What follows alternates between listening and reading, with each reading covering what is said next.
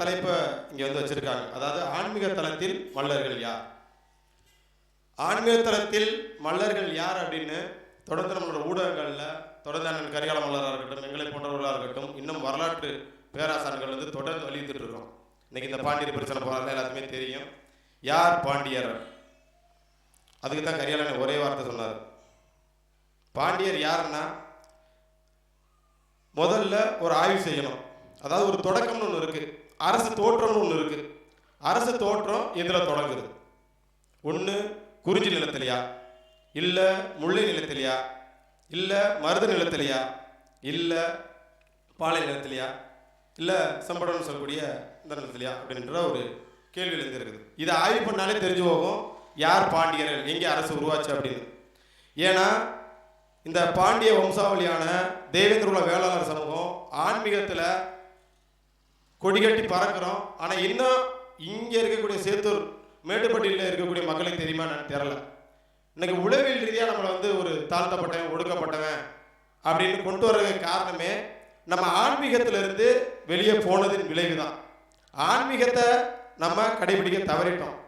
இன்னைக்கு இருக்கக்கூடிய பிரசித்தி பெற்ற அனைத்து ஆலயங்கள்லையுமே தேவேந்திரகுல வேளாளர் சமூகத்திற்கு எப்பேற்பட்ட வரலாறு சிறப்பு இருக்கு அப்படின்னு நீங்கள் வந்து இன்னைக்கு கையில் வந்து ஆண்ட்ராய்டு ஃபோன் வந்துருச்சு. பெண்கள்லாம் சீரியல் கொடுக்குற முக்கியத்துவத்தை, ஆண்கள்லாம் என்டர்டெயின்மெண்ட்டாக காமெடி பார்க்குற டயத்தை கொஞ்சம் நம்மளோட வரலாறையும் படிங்க.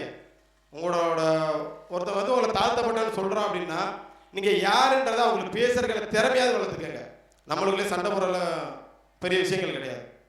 அப்போ இந்த ஆன்மீக தளத்தில் நமக்கு எவ்வளோ பெரிய வரலாறு சிறப்பு இருக்குது. உங்களை ஒருத்தர் பார்த்து ஒடுக்கப்பட்டேன் அப்படின்னு சொல்கிறான்னா, ஏன்டா பழனியில் முதல் மரியாதை வாங்குகிறோம், நாங்கள் அப்புறம் தாழ்த்தப்பட்டவங்க.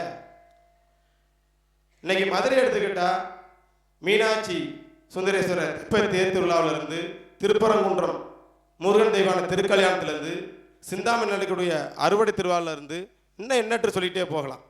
இன்ன வரைக்கும் உழவர்கள் தான் பள்ளர்கள், இவர்கள் தான் மல்லர்கள் அப்படின்னுக்கான லைவாக வாழ்ந்துட்டு இருக்கிறோம் இந்த சமூகம். யாரெல்லாம் வந்து உனக்கு சந்தேகம் இருக்குதோ கோவை பேரூர் பட்டீஸ்வரருக்கு போ. உழவன் உளத்தியாக, அதாவது மல்லன் மல்லத்தியாக சிவனும் பார்வதியும் தேவேந்திரகுல வேளாளர் சமூக நிலத்தில் அறுவடை செய்யக்கூடிய அந்த வரலாறு சிறப்புமிக்க நிகழ்வு இன்றளவு நடந்துட்டு இருக்கு. 7வது மாதம் நடக்கும். போய் பாரு, இதிலே தெரிஞ்சு போகும் உழவன் உளத்தினா யார், இந்த சமூகம் யார் அப்படின்றது தெரிஞ்சு போகும். இப்பேற்பட்ட ஒரு வரலாறுக்கு சொந்தமான சமூகத்தை ஒருத்தன் சொல்கிறான் தாழ்த்தப்பட்டவன், ஒருத்தன் சொல்கிறான் தலித்து, ஒருத்தன் சொல்கிறான் ஒடுக்கப்பட்டவன். டேய், எதுலடா நாங்கள் தாழ்த்தப்பட்டோம், எதுலடா நாங்கள் ஒடுக்கப்பட்டோம், எப்படா நாங்கள் அர்ஜுனன் ஆனோம்? இப்போ புதுசாக ஒருத்தங்க சொல்கிறாங்க, அதாவது முன்ன வந்து பல்லருன்னாங்க, அப்புறம் மல்லருன்னு சொன்னாங்க, இப்போ தேவேந்திர குலம்னு சொன்னாங்க, இப்போ தேவேந்திர குல வேளாளன்னு சொன்னாங்க, இன்னொன்று பாண்டியன்னு சொன்னாங்க. வரலாறை படிங்கடா. பள்ளிக்கூடத்து பக்கத்து போய் படிச்சிருந்தேன்னா இந்த சமூகத்தோட உன்னோட வாழ்க்கை வரலாறு மட்டும் படித்தா போதாது, எல்லாரோட வாழ்க்கை வரலாறையும் படிக்கணும். இப்போ நான் இருக்கேன் அப்படின்னா மாற்று சமூகங்கள் இருக்காங்களா, அவங்களுக்கு என்ன வரலாறு இருக்குன்னு அதையும் நான் படிக்கணும். அவங்களோட வரலாறு எவ்வளோ சிறப்பு இருக்குது அப்படின்ற படிக்கணும். அதை விட்டு ஒன்றுமே இல்லாமல்